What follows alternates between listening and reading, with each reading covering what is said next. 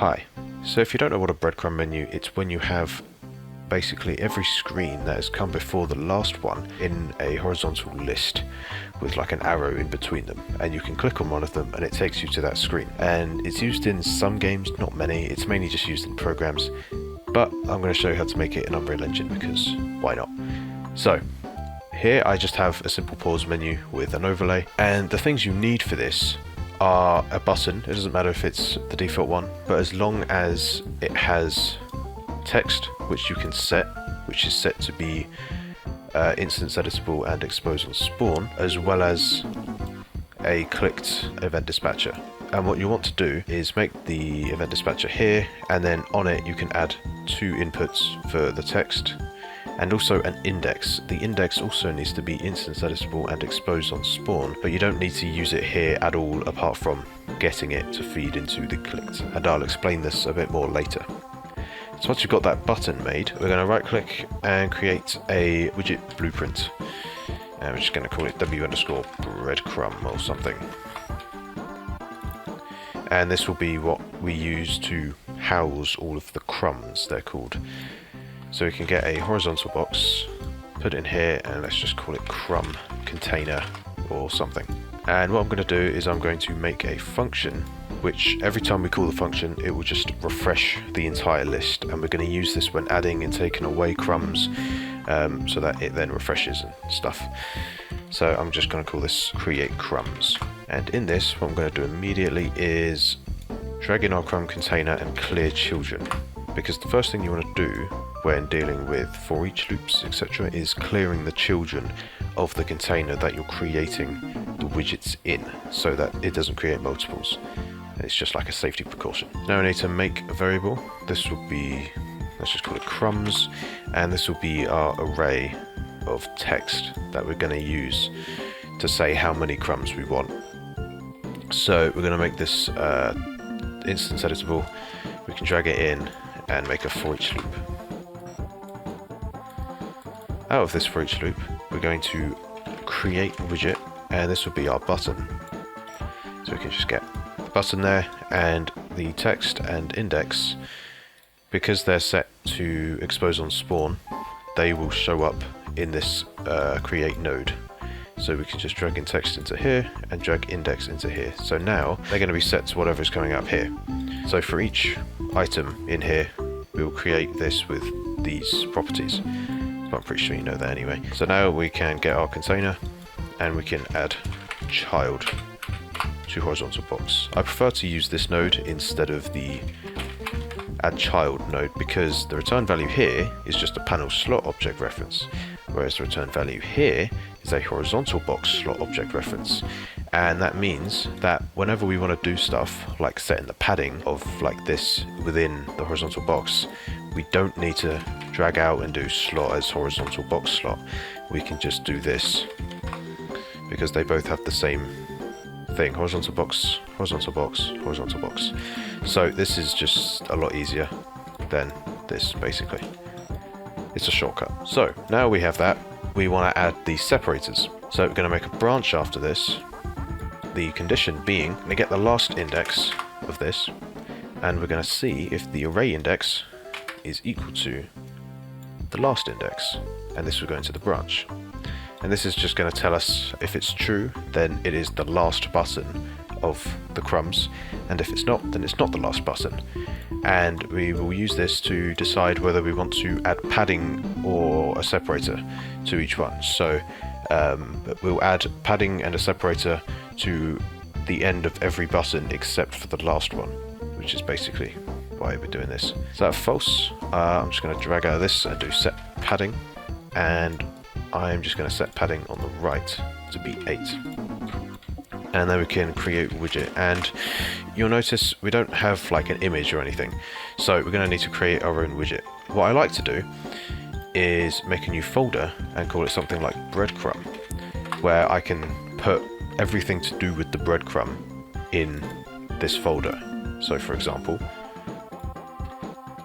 the separator.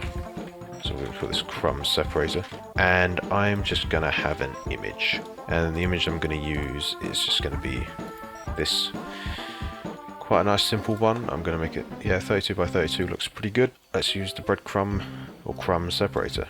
And we can add child's horizontal box again and set padding, because we want some more padding on the right, so there's a bit of space between the separator and the next button. And also what I'm going to do is set its vertical alignment to be center.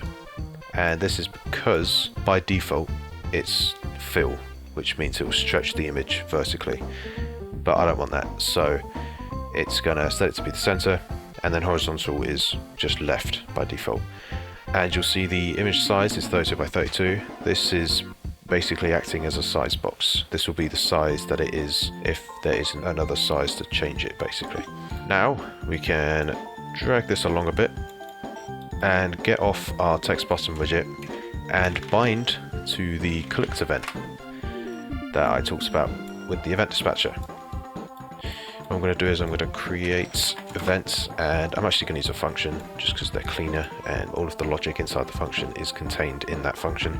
So I'm going to create matching function, and now we have this function with the text and the index. I'm just going to call this crumb clicked or something. And this function, all its purpose is to just be sort of a wrapper for this event dispatcher, which I'm going to call on crumb clicked, which will have the same inputs as this, and this dispatcher will just essentially let me use this basically in its parent, so the pause menu in this case. So we've got text and we've got index. And the reason I'm doing text and index, you can just do index if you want, or just text, but I'm doing both just because that's then two different ways to check if you've got the right button. The index is indexed for the buttons, so the first button will be 0, the second button will be 1. It doesn't take into account the separators, because the separators are using the same index as the button, because they're on the same like kind of thing in the loop body, and the index is this. So for each one of these, they will all have the same index. So if I add this to my scene, breadcrumb, like so, I can add an element called hello or something, and nothing is showing. This is because we haven't actually done any of this.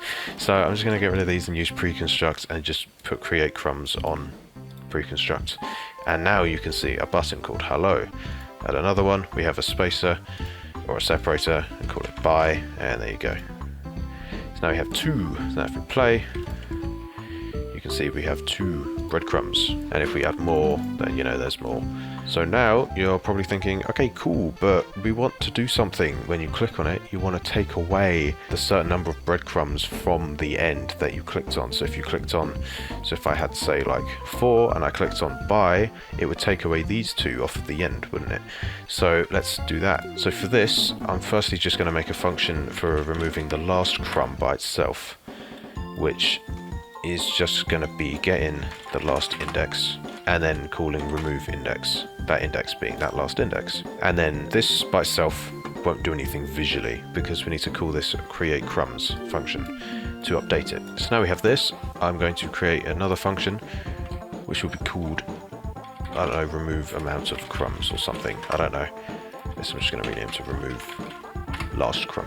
So removed amount of crumbs, this will have an input like amount to remove or something. And what I'm going to do is drag out into a for loop where this will be the last index and the first index is going to be 1. And the reason I'm doing indexing 1 is so that if you set this to be 0, it won't take any away. If you set it to be 1, it will take 1 away. But if you had this indexed at 0, then if you had this as 0, then it will take away 1. So it's just more of a user-friendly way of using it. And what I'm going to do is I'm just going to remove last crumb with the loop body. So it will go through these. So if this was 3, it would do 1 to 3 and then remove each one like up until it got to the last index. So then it will take away 3. And then you obviously want to add a crumb as well. So let's do that, add crumb. And then it's quite literally just going to be a wrapper function for add, which will just be that essentially.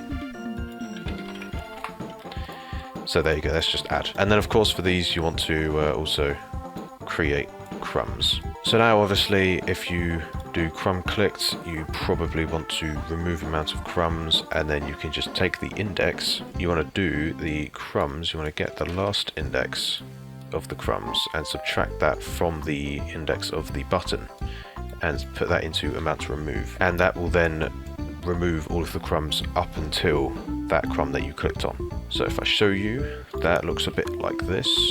There you go, so it removes those two. And if I click on this one, it removes just that one on the right. And if I click on this one, nothing happens. Click on this one, it does all of them. And then of course it takes away the separator because this is now the last index as well. So that's how you do crumbs, and then obviously you can use the add to add something. So that's very, very simple for breadcrumbs. Obviously you can then, if like you use it in a pause menu, you can use this event for on crumb clicked, and then you can do like, I don't know, a switch or something on this, or you can do a toString and then do a switch on this if you wanted to check the name. But yeah, and then you do like certain things depending on which crumb you clicked. And that's basically the basics of crumbing. I don't know. So I hope this helped you. It was quite simple, and have fun.